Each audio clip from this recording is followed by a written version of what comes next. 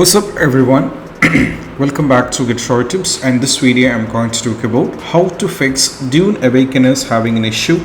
Error: the installed version of the NVIDIA graphic driver has non-issues and how we can fix it.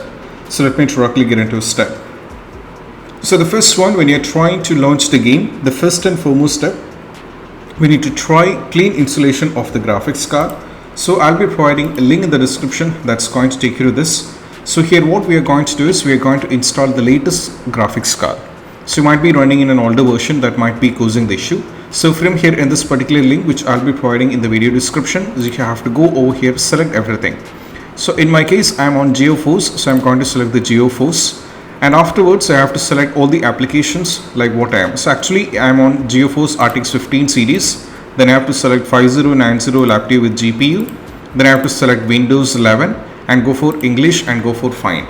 And right now once you go over here, you have to scroll down over here, and if you're on the Windows 11 you have to download this particular version, that is 576.52, which is released on May 19th, which is very recently, and you have to download this particular version. This is the latest graphics card that can be installed on a system, and afterwards you have to check with the game.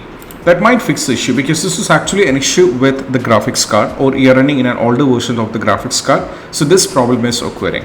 But apart from this, if you're still having the trouble, then we need to install the GeForce Hotfix display driver version 576.66 on your system. So I'll be providing a link in the description that's going to take you to this. You can just use the link. So from this link, what we need to do is, you can see there is GeForce Hotfix display driver version 576.66. so you have to go over here and download this particular version, and you have to install it. So once you successfully install on your device, it is going to take a little bit of time because it is around 841 MB. So we need to run this particular versions of the graphics card on your system, and after updating the graphics card you can just go back to the game and try launch the game, and that will be working fine.